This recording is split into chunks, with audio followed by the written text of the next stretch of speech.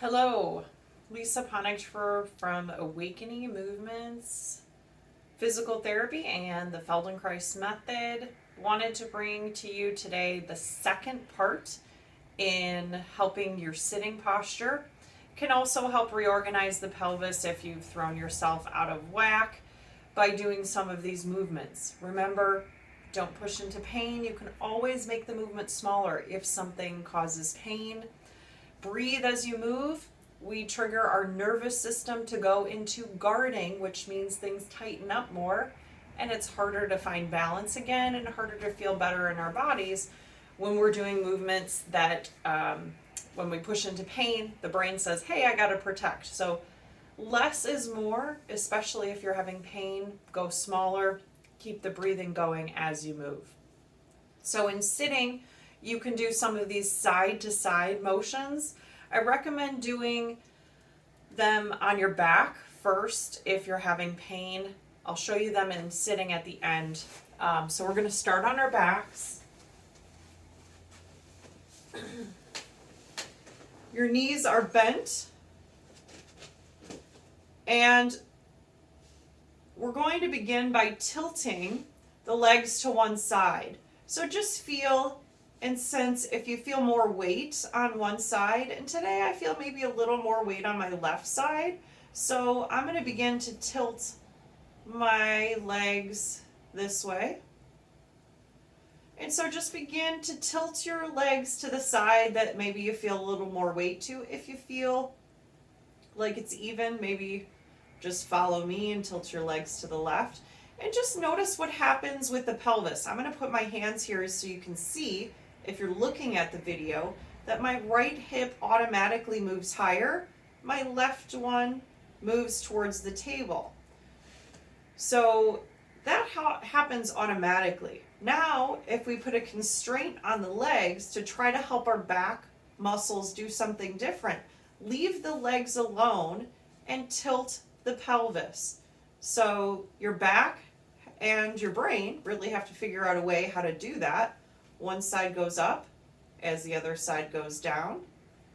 It's like a little teeter-totter here, with the left side being the one lowering and the right side lifting up. Good.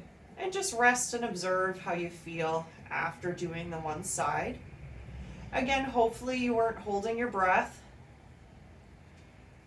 And sometimes these moves are tough to do unless you were born in a belly dancing family. So, just take it easy and let's try the other side.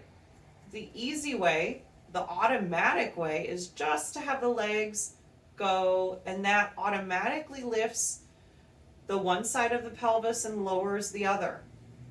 And I recommend putting your hands on the pelvic bones so you can feel what those bones are doing. We have so many sensory fibers in our fingertips, so it really helps put that image in the brain of how we're moving our pelvis.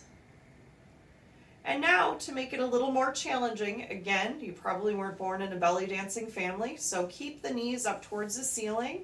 And we're going to learn something new here. Tilt the pelvis to the side. We're going to have the back muscles do something a little different by tilting the pelvis with the legs staying still.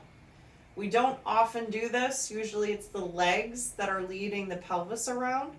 So now I'm tilting my pelvis to the right side. More weight goes on the right butt cheek as the left side lifts up towards the ceiling. And I'm only going as far as is comfortable. And I'm breathing, reminding you to do the same. Good. Go ahead and rest. In fact, if it's comfortable for you to lie with your legs long, do that for a moment.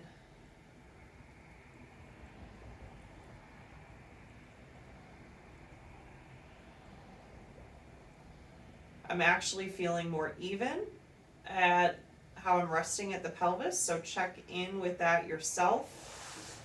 Go ahead and bend the legs again. And yeah, I feel more even here. It may look more even too. Maybe you can see that from the camera.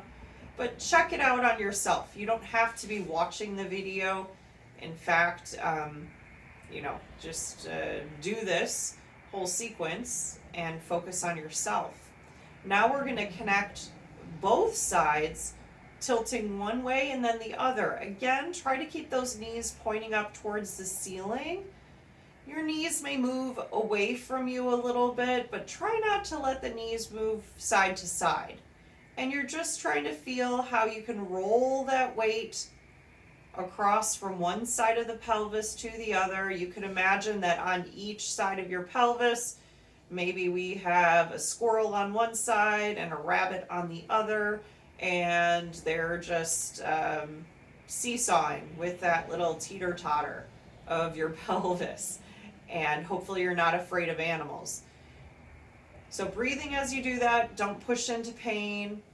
Feel how that moves the back, what you notice in your back, your ribs, your chest, maybe even your shoulders, and the weight bearing under your feet. Good. Let that go and rest.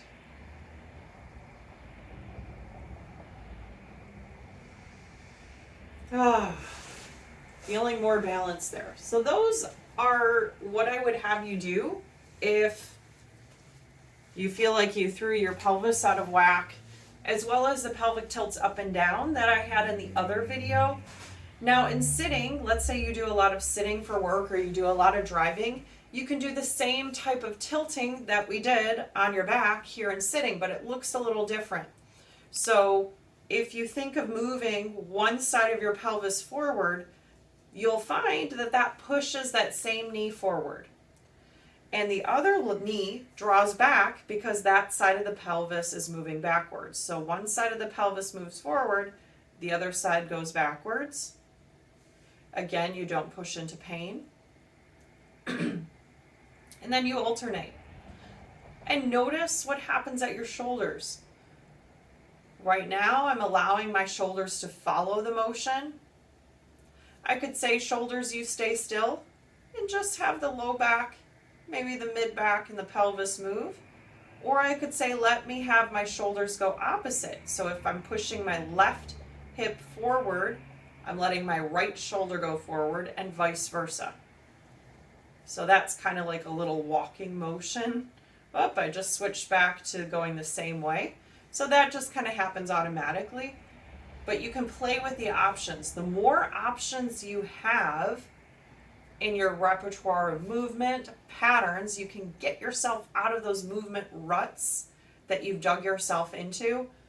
And especially if you've had pain. If you've had pain, your brain wants to keep you out of pain, so you get into a movement rut. That's great for a short amount of time, but we're not meant to live there. Otherwise, that can throw us out of balance. So play with these movement patterns and see how you do, and stay tuned for part 3 of the pelvic clock coming up soon. Bye now.